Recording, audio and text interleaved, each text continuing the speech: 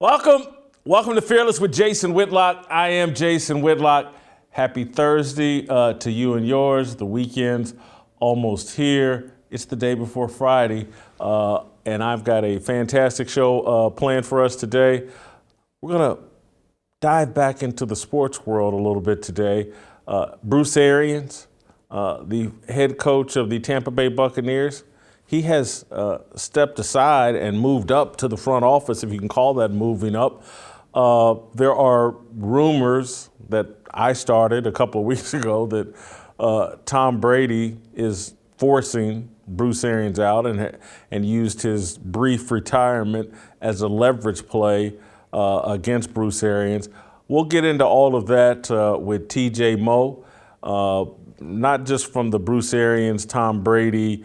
Is there a rift? Did Brady force him out? I think I said it a couple of weeks ago that Brady is starting to conduct himself and operate in kind of the same fashion as LeBron James, that success works just like talent. And eventually, you know, whether you have excess talent or excess success, you start using that leverage to get your way. And that's part of the reason that Tom Brady left New England.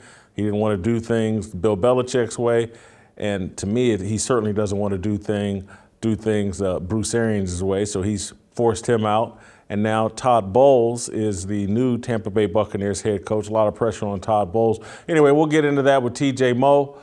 Steve Kim's going to come in, and we'll talk a little bit more about Brady and Tampa, but we'll also talk about Colin Kaepernick and Jim Harbaugh.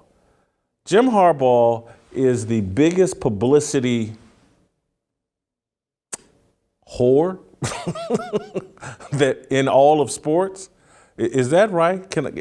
I need to think that one through. I just said that off the top of my head, but I don't know anybody in sports that will do anything for attention, anything to appear to be cool, from camping out in some kid's front yard to hiring a female coach, to now making Colin Kaepernick the captain of the spring football game and having Colin Kaepernick come and speak to your kids. So a football coach has brought the world's ultimate victim and set him up as a prop, as, you know, something for his kids to aspire to. This is amazing, but it does not surprise me. I years ago, I was a Jim Harbaugh fan. I'm just not. I just not. I think Jim Harbaugh spent too much time at Stanford. I think Jim Harbaugh spent too much time with the San Francisco 49ers. I think Jim Harbaugh grew up in Ann Arbor, a place I used to work, in one of the most liberal places in all of the Midwest. And he's just gone too far. He is just too woke for me, and bringing Colin Kaepernick on and setting him out there as a prop for these young kids makes no sense to me, but it doesn't surprise me coming from Jim Harbaugh. We'll get Steve Kim's take on that. We'll also talk about the Final Four this weekend with Steve Kim. People are calling this North Carolina Duke game one of the most anticipated games in NCAA basketball history. It could be Coach K's final game, and he's playing against his hated rival, North Carolina. First time Duke and North Carolina have ever met in the NCAA tournament. Oh my God, tune in for the history. This is just incredible. I'm on the edge of my seat. What's going to happen to Coach K? As you can tell by the tone of my voice, I'm not too excited, but we'll talk about that with Steve Kim. Uncle Jimmy will be here. He's itching. He's got a little new wrinkle on the Fresh Prince, Will Smith, and the Chris Rock slap heard all around the world. He's going to break that down. And then we'll do an approval rating on Bruce Arians. So that's today's show. The fire I'm going to start will be based around the conversations that I have with TJ Moe and Steve Kim. I don't have some big, long. I went 78 minutes straight yesterday, starting a fire, fanning the flames. All this week, I've been unloading on this Will Smith situation. And so today, we're going to start a different kind of fire. We're going to rub two sticks together and start a fire. A little slow, a little primitive. But TJ Moe Welcome back to the show me kid, Tom Brady sycophant that you are. TJ had a cup of coffee with the Patriots and Tom Brady after his Mizzou football career ended. He's a huge Tom Brady fan. And look, I'm not arguing, TJ, that Bruce Arians stepping aside here is a bad look for Tom Brady. I'm not arguing that Tom Brady has done something inappropriate here. But if Tom Brady wanted Bruce Arians to still be the head coach of the Tampa Bay Buccaneers, Bruce Arians would still be the head coach of the Tampa Bay Buccaneers. To me, it's clear as day Tom Brady and Bruce Arians didn't get along last year. And part of his reason for staying and part of his conditions for to returning to football and staying in Tampa was like, hey, man, we got to do something about Bruce Arians. This just didn't work. And I think that he briefly retired to hammer that point. I've read reports that he was told either the day of or the day after coming out of retirement that Bruce Arians would be, moving on up or moving on out. I don't know. Do you agree that Tom Brady clearly had something to do with pushing Bruce Arians out of the head coaching job in Tampa? I think there's no doubt. And if you remember several weeks ago, I guess maybe even right after his retirement, I came on the show and said the reason I think he's retiring is because of Bruce Arians.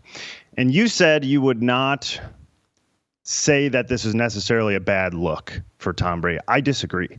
I think this changes my perception of him. I spent a while thinking about this last night. There's a big difference between saying, hey, man, I've been playing quarterback for 20 years. I know how to do a game plan.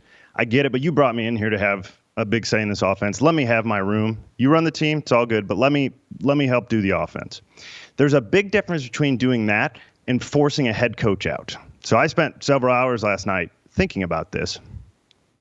It took Tom Brady less than 3 years to completely turn his back on the culture that helped mold him into the greatest player of all time. We understand in order to be the GOAT, you've got to have talent, desire, work ethic. There's a ton of things involved to reach that level. That is a given. But what takes great players and turns them into the greatest of all time is the culture that is inculcated in them and the rest of the organization. And that opens the door for sustained success and dominance that you won't get just by having talent. Talented people win all the time. The greatest of all time is not just talented. They have a culture that allows that dominance to continue for as long as they can sustain that culture. And culture is a very difficult thing to sustain. The Patriot way was that culture. It was a team first, personal accountability, mental toughness, no excuses, work hard, do your own job, and everything will work out in the end. When I was in New England, Belichick told me one time, it was just off the cuff, we were standing in the hallway, he said, TJ, we value dependability a whole lot more than ability around here. In his view, he believed that the culture produces the desired result as long as everybody focuses on their own job. And so there were very clear boundaries, and everyone understood what was expected of them. If you're the head coach, you do the duties of the head coach. If you're the general manager, you do the duties of the general manager. Happens to be both with Belichick. But every person, if you are the left tackle, stop trying to tell the receiver what to do. That's not your job. Stay in your lane. And that is how they were able to create this culture that of having a 2-decade long time of sustained success. I think you could boil the Patriot way down to two things. Do your own job and put the team first. There's a ton of things involved. Those two things are the Patriot way. Tom Brady did that in New England, and it helped mold him into the greatest player of all time. Since he left New England, let's evaluate what has happened to him. He's played quarterback. That's a good thing. He wants to run the offense. Not necessarily a good thing. He's played general manager, personally calling all his friends and the guys that he had that didn't quite work out in New England with Antonio Brown. Bring him back. I need my guy. So he's played general manager. And now he's playing owner. He wants to decide who gets to be the head coach. I'll do the interviews. Let me handpick my guys. He's gotten to a place, I think, where he is more of a manipulator and control freak than he is a team first guy who's doing his own job. And to me, if you have 20 years of doing something, virtually your entire adult life of doing something, and you can turn around in 3 years and turn your back on that, one, I think that's difficult to do. There's got to be something in your ear that says, hey, this doesn't feel quite right. And it also changes his reputation to me, at least my evaluation. Perhaps I look at it way deeper than maybe other people do. But there was a time where Tom Brady was synonymous with the Patriot way. He embodied it. No social media, no documentaries. Everything was about the team. There was a certain mystery to him because he knew that giving his opinion to the media and putting himself and his thoughts first as though he spoke for the whole team didn't do the team any good. So he ignored all the external distractions, spent every waking moment trying to figure out how to get to the Super Bowl with the guys he had to work with. That is it. No excuses. Put your head down and work. Now he's decided he's bigger than that. He decided he knows best how to do his job, the general manager's job, the owner's job, and he can run everything. And if not, he'll go do it somewhere else. Trade me to the Dolphins. To me, it seriously undercuts his reputation. High school coaches used to be able to point to Tom Brady and say, that, the greatest of all time, that is the example of a player who knows how to conduct himself, who cares about the team more than himself, and that's the greatest guy to ever do it. If you guys want to have sustained success and be the greatest to ever do it, act like Tom Brady. And I don't think you can do that anymore. Wow, you've said a mouthful. Let me play devil's advocate. I can't fully disagree with anything you said, but I do want you to consider these things that I think are going on in Tom Brady's head. And he's just a human being.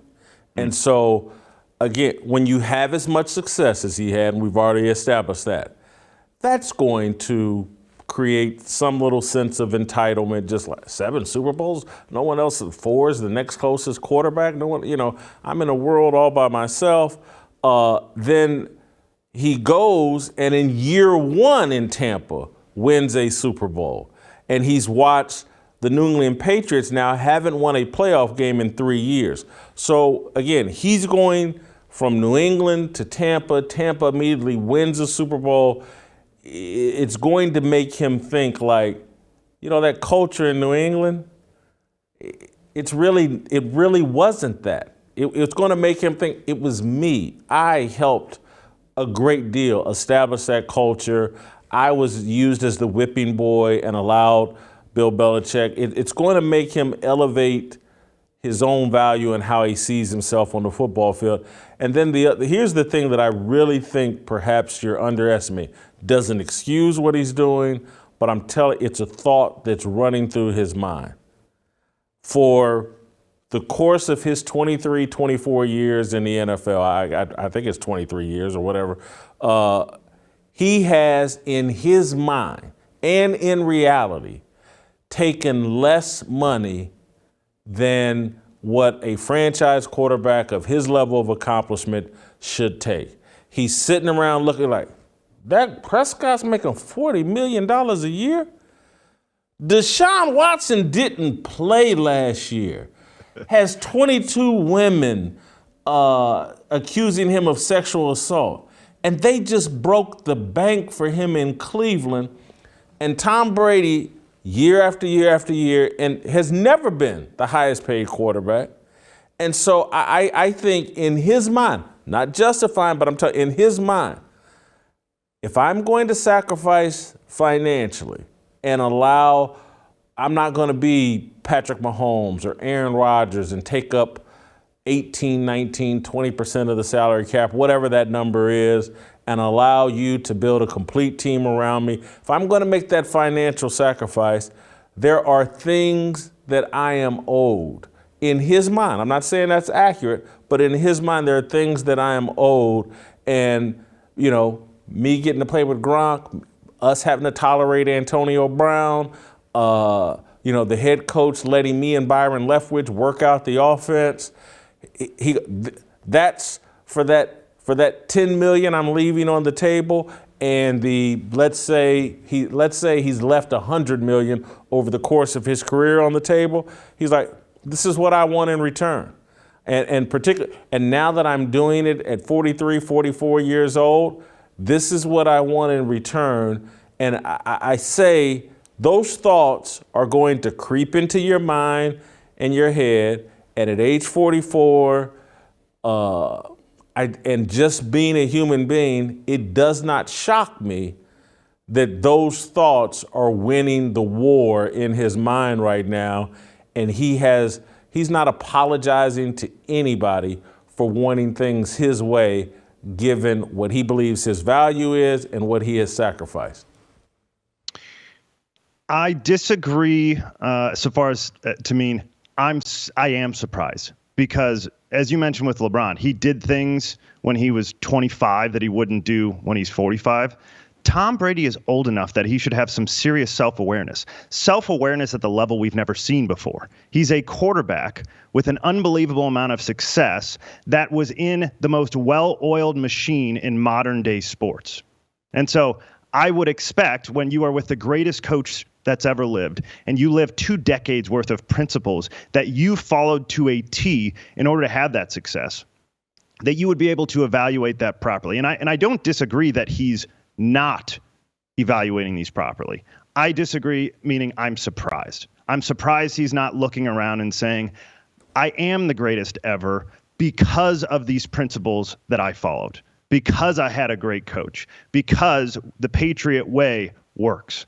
And we're going to see this. I mean, like we talked about, look, take America, for example. America is the most innovative country in the history of the world. What we've done over the last 250 years will never be matched again, in all likelihood. And certainly even other countries right now, China, they have the smartest people in the world. They come over here and crush our ACT scores and get into all the schools. And yet, China has their own version of Apple. It's China Apple, and it's China Google, right? It's like they sort of make fun of this on that Silicon Valley show. They're stealing our intellectual property because America has created a culture that has unlocked immeasurable success. And that's the culture of America. That was the Patriot way. Tom Brady had the talent, but there's tons of people with the talent. And he should be able to recognize that my talent, when it is mixed with these principles, allowed me to have success that we've never seen in team sports before. So I'm surprised he hasn't been able to recognize that as a 44-year-old, 45-year-old man. It would be different to me if he won 6 Super Bowls in his first 6 years and he's 29 years old and he's getting out and he's the man. He's 45. He's been through some rough seasons. He's been on teams where the Belichick defense carried him and he didn't have a whole lot of guys. He's been on teams where the principals took a bunch of undrafted guys and made them Pro Bowlers. It is the culture that created that. Tom Brady was not responsible for the great Belichick defenses. Tom Brady was responsible for what Tom Brady does. And he's told us that. How many times has Tom Brady said, I can only tell you that I'm responsible for what I say. I'm responsible for what Tom Brady says. I'm responsible for what Tom Brady does. So why then suddenly, when you switch teams, do you think you're responsible for what the head coach does and what the offensive coordinator does and the personnel? He's moved completely away from the guy that followed the principles to become the greatest ever. And again, at age 45, that's pretty surprising to me. You should have more self-awareness than what he's displaying. And so, can't disagree with anything you said. I just want to give you another way to look at it that will in no way change your opinion, but I just want to float some thoughts or a thought that perhaps you at 30 years old, you wouldn't naturally think of this analogy. What you're describing is a man going through a midlife crisis, a man that in his early to mid-20s stood before a church, stood before his family and friends, stood before God, made a vow about marriage and monogamy and all these things, and then he gets 20 years into that relationship, and he starts, is this it? Is it, man? The next 30 years, this is it, huh? And then they convince themselves foolishly in their mind, there's something better. And if I just had the right sports car, and you know what? I need a girlfriend, and she needs to be 15 years younger than me. And you know what?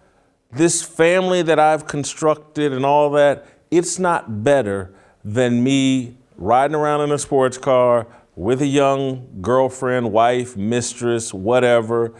And it'll be much better than this stable culture that I've created that helped me become super successful and helped me realize all these goals and look at these beautiful kids and blah, blah, blah, blah. And so this is what men and women do. They always think the grass is greener. And so Tom Brady, and obviously this is no defense, but this is him just saying, I've always thought of Tom Brady as just another man, puts his pants on one leg at a time, has all the flaws as everybody else. And it's like when people hear me criticize LeBron James, they don't understand that what I'm also saying is like, the reason I recognize his mistakes is because I would be making the same mistakes if my life experience was exactly like his. When you're born with all that talent that LeBron James was, the way people treat you, the way you grow accustomed to the way people treat you, it makes you entitled. It makes you lose self-awareness. It doesn't stop you from being a good person because, again, I've told people, and I say this with affection and love, this is one of the friends I love the most, Jeff George. We grew up together. I promise you, he was born with as much athletic talent as anybody that's ever been born in America. And so I saw how we treated him, his friends, how teachers, how coaches, and then some people were like, well, how can he behave this way during his NFL career? I was like, well, I could have told you that when I was 16, and the way to get him to come to our off-season voluntary summer workouts was for me to let him drive my car to the workouts.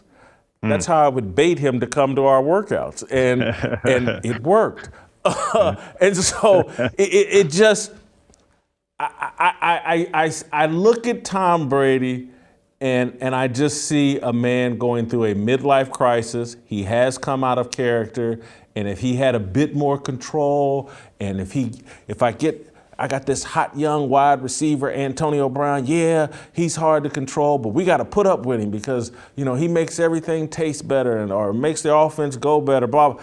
That I see a typical man who, and then I'll add this other layer, and where this midlife crisis happens, because I've already been through it in my 40s, and I could show you the receipts and the mistakes and the women that I chased. I've already been through. And the only thing that gets you on the other side of that is a relationship with God, is a commitment to Christian principles.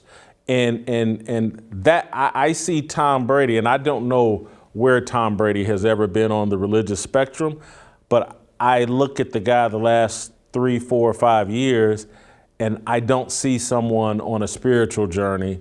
I see someone on a journey to glorify himself, win as many Super Bowls as he possibly can, and get the credit for it. I mean, again, I agree with you. Leaving New England made no sense giving up, but there was an extra layer of glory and that he thought would come from winning a Super Bowl on his own and fulfillment. And so I see someone, like most of America, disconnected from God and those type principles. And so now he's about pleasuring himself. Happens to a lot of men. I've been through it. And hopefully, Tom will live long enough to realize that grass actually isn't greener. And that stable thing that you and Bill Belichick, that culture actually worked for you and took you to great heights that no one else has been to. So that would be my last little bit of old man wisdom I would give to you, TJ. I think that's excellent. I will tell you, I have a friend who played for the Patriots in the early 2000s. Grant Williams, his name, offensive lineman. And we were actually at Bible study one time discussing a very, very young man's version of Tom Brady's midlife crisis. Do you remember him going on 60 Minutes in 2001 and saying, he has that picture where he's got both of his hands on his head, where he wins the newspapers already up and all that on stage. They have that picture next to him, I think. And he's like, so I get there and I do it. It's like my first year as a starter and I win the Super Bowl. And I'm like, man, there's got to be more to it than this. That was a very early version of his midlife crisis. And instead of turning to God, he grew up in a strong Catholic family. I have never heard Tom discuss God. I don't believe that he's a believer. Certainly not a public believer. And so I think what Tom decided in that moment is, it's just got to be about being the greatest ever then. And so he put his head back into the sand instead of, he had his aha moment. He had his moment of, I'm 22. I got the whole world at my fingertips and I'm still not fulfilled. There's got to be more. And he should have gone on a spiritual journey. Instead, he went on this journey of becoming the greatest ever. And when you decide it's about you and being the greatest ever, this is the natural end to that. Oh, people are still saying it's Belichick. Well, I'll show him. And I will run everything just like he does. People say Belichick's everything because he's a personnel guy, the GM and the head coach. I'll be the quarterback, head coach, and GM down in Tampa, and I'll do it my first year, and I'll show all you guys I'm the greatest ever. So I love your point about there being a separation from God. I actually think he had his midlife crisis moment 20-something years ago, and this is just the end result of all of it. And you're looking at someone 54 that made a bunch of career decisions because I wanted to be the best sports columnist of all time. I wanted to win the Pulitzer Prize. And, because Mike Royko did. And so my whole life was completely focused on my career. And it compromised the decisions I made in my personal life, didn't value people that I should have valued. You could go to my family and all them, and they knew, man, Jason's into his career, and, he only has so much time for us. All a mistake. All of it that I'm now trying to correct, and I'm looking back like, man, and this career success has allowed me to do things for my family and people that I really value, and it's allowed me to live a great life. But man, do I have some regrets that my life has been out of balance. And Tom Brady obviously has a great wife and kids and all that, but I do think his life is a bit out of balance. And now his work life is even perhaps a bit out of balance. I'm not sure, and there's a lot of pressure, in my view, going to be on Todd Bowles. And because you make bold moves like this, they have to win the Super Bowl next year or the following year, because I think Tampa made this decision to move on from Arians probably because they got a 2-year commitment from Brady. I'm not sure if they do this just for this final last season with Tom Brady, but maybe they did. But Todd Bowles, to me, has the most pressure on him of any head coach in football coming up this season. I think that's probably true. I didn't go anywhere with this thought because I wanted to think a lot more about the Patriot way and Tom Brady and how he sort of turned from the expectations of who at least I perceived him to be. But I do wonder if this is a little bit of a DIE play, because they moved the old white man out of the way. They brought in a black coach who is a very good defensive coordinator, but was awful in his one stint at head coach up in New York. And in Tom Brady's thank you Instagram post, he made sure to point out that Bruce Arians had done more for inclusion and diversity than anybody else in the league. So all that together, again, I didn't go too far down that road, but I wonder if there's something more to that. Hey, we're in the middle of a storm. Tom doesn't like Arians anyway. Let's get a black dude. Let's up our numbers a little bit on the black head coaches. We can show that as another minority coach. There may be a little more to that tree. I think there's several layers. Not to any fault of Todd Bowles. I mean, to what you said about him, this is as good of opportunity as any coach will get in his second time around, and I hope he takes advantage of it. Did you say Tom Brady said that Bruce Arians had done more for diversity, inclusion, and equity than he? Yes. Well, so I don't know if he said he did more exactly. I actually have I'll pull it up right here. He said you were Yes. He said, "You are a true NFL legend and pioneer for all the work you have done to make the league more diverse and inclusive." That's in paragraph 1 of Tom Brady's thank you. So that's why I wonder if I think there's some layers to this. Hey, just so you know, we're all aware. You did this. Here's your legacy. Also, I don't want anything to do with you. Make sure you don't come back in this locker room. But you're great, and let's bring in the black dude. Yeah, I didn't. Brady hopping on the diversity woke bandwagon. So inauthentic. He's gone from the Trump hat to DIE. I'm gonna have to marinate on that. I'll have more to say about that perhaps later. Thank you, TJ. Hey, real quick before I go here, on. I finally got some Fearless gear. This is like the feel-good stuff. No wonder Uncle Jimmy looks so comfortable all the time. See this? Awesome job. Go to shopblazemedia.com/fearless to get your Fearless swag. Thank you for wearing that, TJ. I appreciate that. All right, let me tell you guys about Good Ranchers, my good friends at Good Ranchers. The way inflation is right now in this country right now, going to the grocery store is becoming a little bit like going to a luxury car dealership. If you haven't seen the price of meat lately, you're in for a pretty nasty surprise. Thank goodness there's a solution. Good Ranchers, they only source and sell 100% American meat from local farms and ranches. You order it and they send it right to your door. It's just that simple. And guess what? You can beat inflation with Good Ranchers. Once you subscribe, your best price is locked in for life. Get your $30 discount on prime steaks and better than organic chicken today at goodranchers.com/fearless. Use my promo code fearless and enjoy your box of 100% American meat and your $30 savings. Order now to combat inflation with Good Ranchers, American meat delivered. And listen, I live in a bubble and in a fantasy world, but even I've noticed, like, man, I hop on Instacart or go to the grocery store. These prices are outrageous, man. Stuff that used to cost $2 costs $4. If it used to cost $4, it costs $10. It feels like you can lock in your price at Good Ranchers and beat inflation. That's a heck of a bargain and a heck of a deal.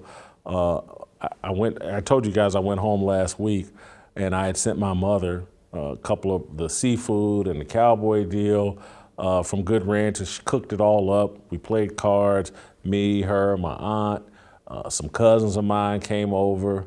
One of my mom's best friends, Ann, came over. We sat around, played cards, drank, had a good time with Good Ranchers. Good Ranchers creates good memories. All right, Steve Kim, next. Yeah, 모두 다 빨리 박수 쳐 기다리지 말고 서둘러 Listen that I'm back just to feed you raps and I see that you are 배불러 So fly All right, welcome back. Time to roll out to Los Angeles and bring in the Korean Cosell to talk a little more sports. Tom Brady and the Tampa Bay Buccaneers and Bruce Arians stepping aside, I believe, because Tom Brady wants Bruce Arians to step aside. Todd Bowles elevated to head coach. We'll talk a little bit about Colin Kaepernick and Jim Harbaugh, the Michigan coach, the biggest publicity whore in all of sports, Jim Harbaugh. And we'll talk about the Final Four, college basketball Final Four, Duke versus North Carolina, Kansas versus Villanova, I believe. Anyway, Korean Cosell. You got a problem with Tom Brady pushing Bruce Arians out the window? Not really.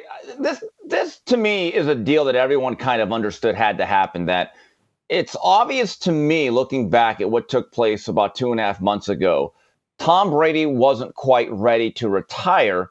He wanted to play, but he really wanted to play without Bruce Arians. And we've all heard the reports about Bruce Arians being a little bit checked out, meddling in the game plans that him and Byron Leftwich would formulate, and then there'd be this 11th hour conflict over how the offense was going to be directed on game day. Look, certain moves have to be made. It's a graceful exit for Bruce Arians, who could say, look, I've had a long coaching career. I won a Super Bowl. I led another team to a 12-win season. And now I get to hand off the baton to Todd Bowles, a protege of mine. And And this is probably very important to Bruce Arians. He gets social justice points. I think he's big on that. He's one of those coaches that hired female coaches before the new version of the Rooney Rule. So I guess everyone looks good. But at the end of the day, Tampa Bay said to themselves, wait a minute.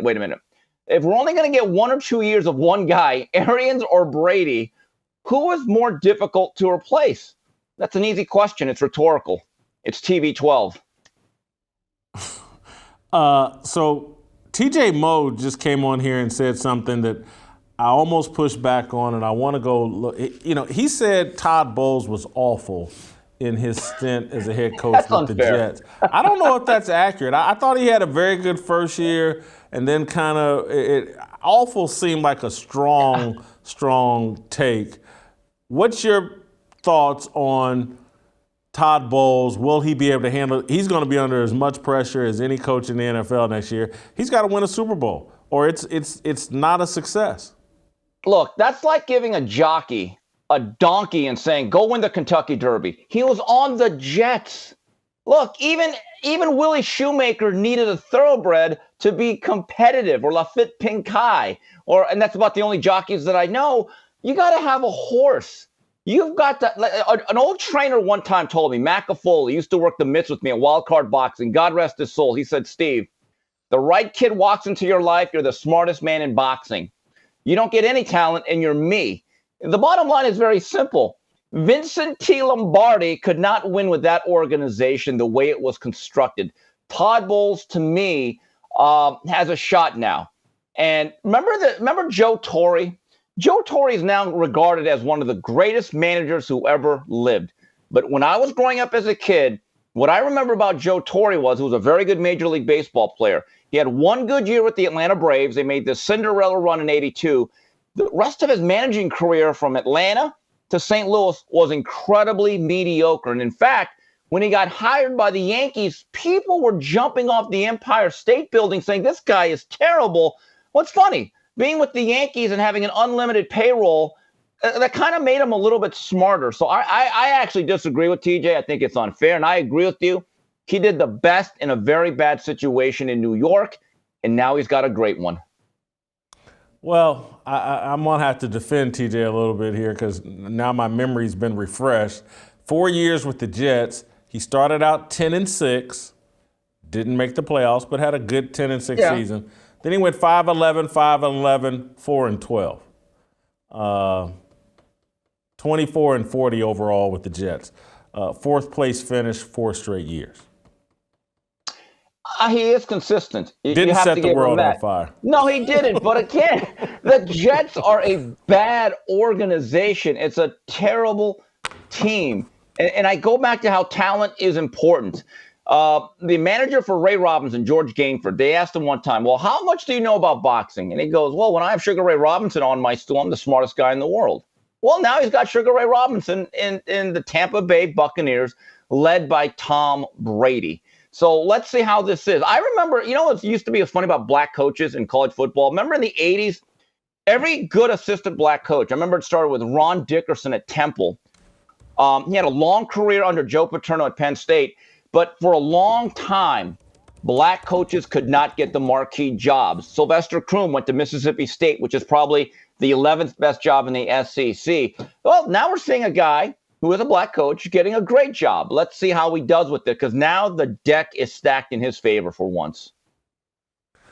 So, and I'm going to leave this alone, but let's just remember, oh my God, he couldn't win with the Jets. The Jets are a terrible organization. Listen, Jay, let me tell you, the Jets are... The Cincinnati Bengals just played in the Super Bowl. Zach Taylor took the Bengals job, and the alleged worst owner in all of professional sports, the alleged cheapest franchise in all of professional sports, just played in the Super Bowl. So all right. It's on you get one of these 32 jobs, I'm not crying for you because you didn't get the best of the 32 jobs. All right, first of all, I don't know if that was a terrible impersonation of me that you just did or a good impersonation of Uncle Jimmy impersonating me. I'm going to have to figure that out. Okay, all right, let me get back to the Bengals now. Zach Taylor was a guy that once he was hired, a lot of people had that side eye like, oh, wait a minute. If you're the water boy for Sean McVay, do you get an NFL job? And his first year was a disaster. It's interesting, though, with the quick development of a young man by the name of Joey Football Burrow, all of a sudden his IQ raised 100 points. It matters. When you are a coach, and this goes for all levels, if you have a quarterback, half your job is done. That's the truth. One of the reasons why I believe Mario Cristobal went back to his alma mater at Miami is not only the fact he went there, they have a kid by the name of Tyler Van Dyke who might be a top 5 pick. And he said, wait a minute, that quarterback room is good.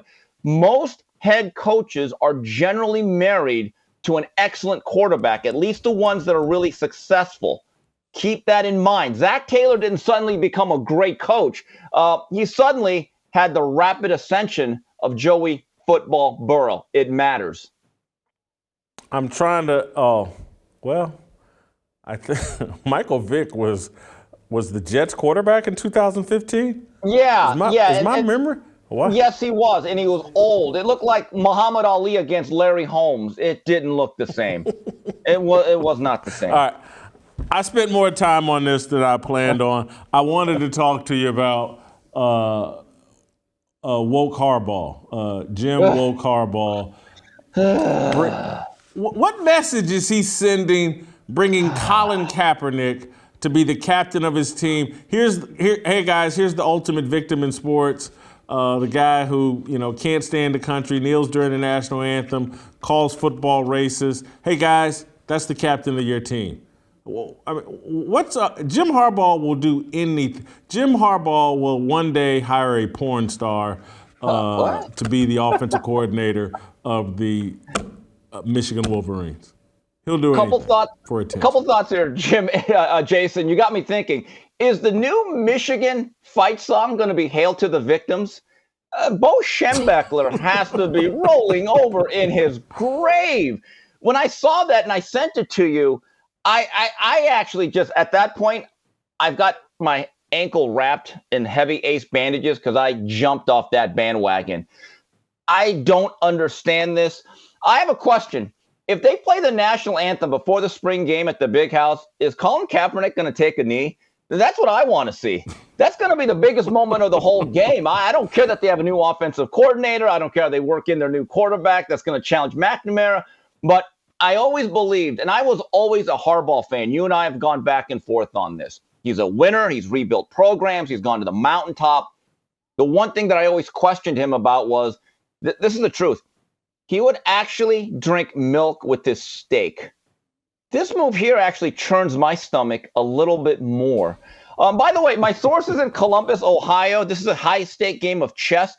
Ryan Day has now hired Cheryl Miller as his new offensive coordinator because they got to go on that social justice chess game that they're playing. But I just don't get what Harbaugh is doing here. I really don't. Well, he's doing things for attention. He's trying to appeal to these 18, 19-year-old woke athletes that all think that, militancy and protesting America is the greatest thing in the world. And so it's something that Jim Harbaugh wants to be popular over social media. Nick Saban wants to win football games. And Jim Harbaugh thinks being popular over social media will lead to winning football games. I'm not sure if that's what Ohio State and Ryan Day think. I don't know. I'm off of Jim Harbaugh. He's a little woke tool. He spent too much time in the Bay Area, from Stanford to the San Francisco 49ers. He spent way too much time in Northern California. Yeah, and Jason, I've actually been doing a little bit of a deep dive. It's been coming up on my YouTube timeline. I've been watching a lot of old Bo Schembechler clips for some reason. That's a guy that as I get older, I like more and more. I always thought when I was a younger kid, I thought I didn't like Bo. Old fogey guy, always played for the Rose Bowl, didn't care about the national title, but his values are something that resonate with me in my older age. But this is a guy who believed in being a Michigan man, doing things the right way, integrity, and having a commitment and a respect for your teammates, that everything is about the team. What would Bo Schembechler think of this? Because everything that Colin Kaepernick has done the last 5-6 years has been everything that I believe that the Michigan football program isn't. And I get it. Every coach has to be a little bit more progressive. They can't be Bear Bryant. And I know that Nick Saban marched with his players a couple of years ago. Ryan Day was very understanding about a player recently had a mental health issue. Didn't pressure him to play football. I said, look, whatever best for you, do it. But Jim Harbaugh has gone so far out of bounds with this. It's mind-boggling in many ways. Again, that's another coach who wants to be invited to the barbecue. All right, let's get to the biggest event over the weekend, unless Will Smith slaps somebody else over the weekend, this coming weekend. Final Four. I was on a podcast yesterday, on a show yesterday for the Daily Wire, Crane and Company, and it's a sports show the Daily Wire's put out. These guys hit me with UNC Duke. It's the most anticipated NCAA tournament game in history. And these are young guys. And I go, hey, man, what are you? You must be 12 or 13 years old. Have you ever heard of two guys named Magic and Bird? You know they met in the NCAA championship game in 1979. You want to talk about anticipation, Magic and Bird. Look, this is even before my time, and this was just a regular season game. 50,000 people showed up to see Kareem Abdul-Jabbar and Elvin Hayes play in the Astrodome. I'm sorry, that was a national championship? Are you 1,000%? No, they played twice. Oh, wow. They played twice. One was a regular season game where Kareem was nicked up with an eye injury, Lou Alcindor, in the Astrodome. Then they rematched in the Final Four, and UCLA just hammered them. All right, so thank you for that. Because I remember the Astrodome game was regular season. Yes. And then you say they met again in the Final Four. Yes. Okay, so I was Jason, I was half right. Yeah. Jason, let me give you an example ahead. of how big college basketball used to be. And I remember this as a kid growing up in Valencia, California. This was Patrick Ewing's sophomore year. They had just lost that last-second game to North Carolina. The young man by the name of Mike Jordan hits this jumper from the wing to win it. So the next year, they set up a game between young Patrick Ewing as a sophomore and Ralph Sampson, who I believe at that point was a senior. That game was actually so big as a regular season non-conference game, it was syndicated nationally on a local station so everyone across the country could see it. That's for a game that took place, I believe, in late November, early December. And it was kind of built as the Ollie Frazier of big men. And I remember Virginia held on to a big lead late, holding off the rally of the Hoyas. But when you talk about Final Four games, you know, one of the issues is I remember starting lineups, or most of them from 20 to 25 years ago, of certain teams from Kentucky, certainly UNLV, Michigan, not just the Fab Five, but the 89 team. Even teams that didn't win, 89 Illinois, which may have been one of the best teams I've ever seen that didn't win it. I'll be honest with you, Jason. I'm not exactly Dickie V. I don't know a single player on either side by heart. It's a great story because it's a great rivalry on Tobacco Road. It could be Coach K's last game. But other than that, I'll watch it. I won't care about it. But there used to be a time, Jay, and I've told you this before, Big Monday was a thing. Sunday afternoon games with Dick Vitale and Keith Jackson. I mean, basketball was so different. I remember David Robinson. I don't remember this. He was the best player in college basketball, and he went to Navy. And I'll never forget one game he plays at Rupp Arena. He scored 50 on Kentucky. They end up losing.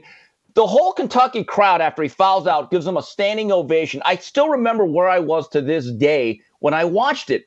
Now, Jason, I don't even remember anything that happened from last week during the Elite Eight. So you're really telling me, or them, that's the biggest Final Four game of all time? Really? Really? I'm just sitting here, just to refresh my memory, because you mentioned Big Monday. And I think that involved a Big East team. Am I correct? Yes. I'm pretty sure Big East. that would involve Big East teams, yes. And so the gambling habit that I cannot shake as an adult is attached to Big Monday. I was in college at Ball State at the time. Every Monday, we would watch Big Monday and shoot craps. And so Pearl, Washington, and the Big East and Syracuse, and I mean, those regular season games were just, they would stop what you were doing. You know, we were in college, Jason. crack open some beer and shoot dice and gamble. Big Monday was the big stage. Jason, college basketball is so big during Big Monday. What they did was, especially during the back-to-back year of UNLV, when they ended up going undefeated, losing to Duke, the Big Monday game would always end up at 9:00 p.m. Pacific time, midnight Eastern time, but they'd get huge ratings because of UNLV. And they would play teams like New Mexico State, because I think they were in the Big West at that time. They'd play UCSB. They would play Fresno State. And they would literally jump out to like 25-0 runs. But it was such beautiful basketball. And that's another factor of why I think college basketball has an issue. And it is a product of one and done. But I'm charting the scores of the games nowadays. And my good friend Dave Smith, who does national radio, probably knows more basketball from a technical and fundamental standpoint than anyone that I've ever met. He made a great point on Twitter. He said, when I was growing up as a fan of the 70s and 80s and even 90s, a lot of these games were in the 80s, 90s, and 100s without a three-point shot, without a shot clock. Now these games, Jay, if they get to 75, you're like, wow, it's really up and down. It's boring. It's bad basketball. It's overcoached. The tempo is slow. There's no real shot-making skill. Consider this, Jason. In the mid to late 70s, without a shot clock or a three-point line, UNLV, led by Tark the Shark, they averaged, check this out, they averaged 110 points per game. Their 1990 title team with Larry Johnson, Stacey Augmon, Anderson Hunt, and Greg Anthony, they only scored 100 points 16 times. Jason, I think there are college programs that haven't scored 16 points in 100 points 16 times in the past decade. It's a hard watch, Jason. At the end of the day, this is just entertainment. I'm not entertained. Well, I think, the people that are all excited about this game, and look, there is some excitement. It's Coach K's last game, but watching a coach shout from the sideline is not why I watch basketball. I want to know who the guys are on the court. I want them to have some hype and branding and celebrity around them and thought, oh my God, this guy's going to be the next big thing in the NBA. We don't have any of that. Instead, we'll have Coach K shouting from the sidelines and Hubert Davis shouting from the sidelines. And Jim Nance and Grant Hill will and Bill Raftery, I think, they'll do the best they can to hype this up. But this ain't Phi Slamma Jamma. No, it's not. No, Jason, by the way, Phi Slamma Jamma, I was a kid, still back in Valencia. That semifinal game they played against Louisville was like a dunk contest within a game. And some of the stuff Clyde Drexler did was incredible. But I know that you were a Michigan fan. You've covered the Fab Five. Maybe the other greatest Final Four game that I could recall was the 1992 semifinals. This is their sophomore year. They played this really good Kentucky team led by Rick Pitino and Jamal Mashburn. It was like they had like 5 other NBA guys. That game, I believe, went into overtime, and I think that game was at the Superdome. Unbelievable game, and you literally had about 9 NBA players on the floor at one time, and you're thinking, this was great drama. Now I'm watching it. It's just a bunch of guys that are there for 5 months. They don't even register for the spring semester, which is okay. And then they get drafted, and 5 years later, you're thinking, he went to Duke and can't. It's like there's no brand awareness with any of these guys. Like, Jason, like I said, I'm going to watch the game, but there used to be a time, Jason, I would wrap my weekends around that whole Final Four weekend and that Monday night. I can't even remember who won last year. I think it was Baylor. Didn't they beat Gonzaga? Baylor won. Okay. I'm friends with Scott Drew, so I know Baylor won. Anyway, I got to go, bro. Thank you. Let me tell you guys about ExpressVPN. Using the internet without ExpressVPN is like leaving your car keys in your car while you run into the gas station for a snack. Most of the time, you're probably fine. But what if you come back and see someone driving away with your car? Why does everyone need a VPN? Every time you connect to unencrypted networks, whether that's at cafes, hotels, airports. Any hacker on the same network can gain access to your personal data. It doesn't take much technical knowledge to hack someone. A smart 12-year-old kid could do it. Your data is valuable. Hackers can make up to $1,000 per person selling personal info on the dark web. Please get involved with ExpressVPN if you want to protect yourself. We are living in an age where big tech companies, not just individual hackers, but big tech companies are harvesting your personal data and information and selling it and making a profit off of you. And just quite frankly, we're living in an era where the government, I'm just sorry, NSA, they're all spying on you. And I just don't trust any of them. And so you need to have something like ExpressVPN to protect you. This is how, again, this entire show is about how to protect yourself and be self-sufficient in a very chaotic time in American history. ExpressVPN is the way you do that. Protect your data, protect your privacy. You don't need other people, government agencies, who God knows who, tracking what you're doing on the internet. That is your business. And I'm not talking about protect yourself from if you're doing something illegal. I'm not talking about that. I'm just talking about your privacy, things we used to take for granted here in America, the right to privacy. We're surrendering all of that. That's why ExpressVPN is the perfect companion. We all have to be on the internet. It works on your phones. It works on any device. ExpressVPN is exactly what you need to protect your privacy, to protect your data, and not to be exploited during this chaotic time in American history. Secure your online data today by visiting expressvpn.com/fearless. You'll get an extra 3 months free if you add now. That's Express, ExpressVPN.com/fearless. You need to do it. ExpressVPN is on your side. They believe what you believe, that there are some American rights and freedoms and privacy that you deserve. They're going to help you get it. Go to expressvpn.com/fearless right now. Uncle Jimmy, Dirks.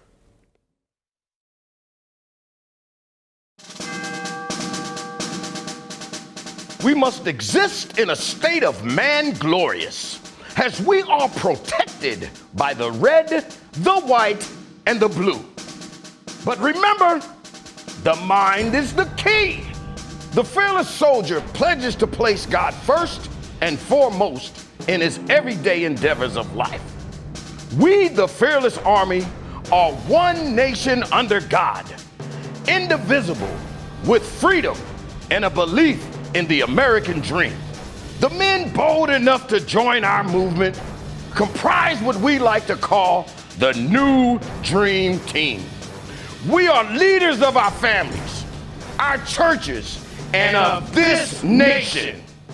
We reject the seeds of division that are planted by corporate media misinformation. We affirm that all men are created equal and are endowed with inalienable rights, which are granted by our Heavenly Father. We are bound by honor to accept God's challenge, to take the flag and lead, to cherish, to protect, and to nurture the life of our unborn seed. I am a fearless soldier, so shed no tears for me. I am not a victim. I am the man that God made me to be. Amen.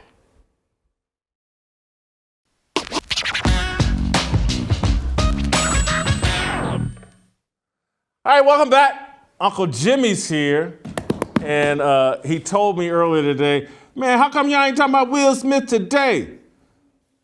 We've been talking about him all week. Uncle Jimmy said he had a way for us to squeeze Will Smith into this show, the slap heard around the world. Where you got, Jimmy? Look, man, that's not exactly how that happened. Oh. My whole deal with this whole Will Smith thing is, I keep saying I don't think y'all really getting this whole Will Smith. Because you say it, everyone, oh, Will Smith is a good guy. Yeah, I don't think y'all getting this. I keep telling you it's more to Will Smith than, okay, anyway, you said that The Fresh Prince was one of your favorite shows, Yes, right? yes. You said this, right? Yes. Hey, man, let me see if you remember this episode of The Fresh Prince. Check this out right here.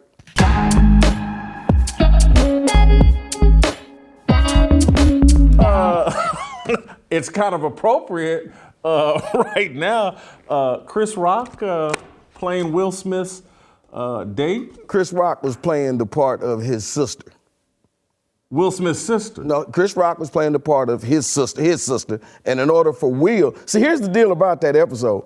This was the episode that in order for Will he wanted to get Chris Rock to do an interview for Hillary's show. In order to get Chris to do the show, he had to take Chris's sister out and make sure that she had a good time. Okay? So that's what that whole thing was.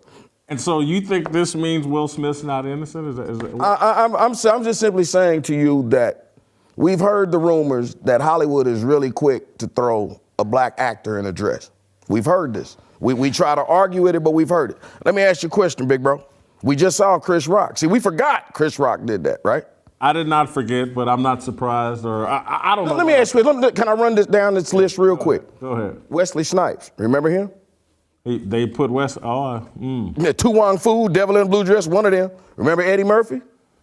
Doesn't surprise me. He's a Norbit. comedian. Remember him? Norbit, Granny Clump. Okay. Flip Wilson. Remember? Flip Wilson for sure. Yeah. Martin Lawrence. Big Mama. Shanae. Let me ask you about Tyler Perry. Let me ask you a question. Well, Wait a minute. Does Tyler Perry own a pair of Stacey Adams? Does he own a pair of pants? wait a minute. Okay. Remember the Wayne brothers? The little they did. Remember them? Yeah. Okay. White Girls, wasn't that the name of the movie? Yes, it was. Jamie Foxx. That was some false advertising. I went to that movie excited. Talk about false advertisement. Look at these lips on her. Yeah. It's a prerequisite. There you go. David Allen Greer. Remember him? That's your guy. There you go. Hey, man, okay. Big Look. fan of yours. Hey, David Allen Greer. Okay. Then you had one guy, Kevin Hart. You can't make me get in a dress. Jason, I promise you, the next weekend he was on Saturday Night Live just like that. I got one more. Remember Baby Boy?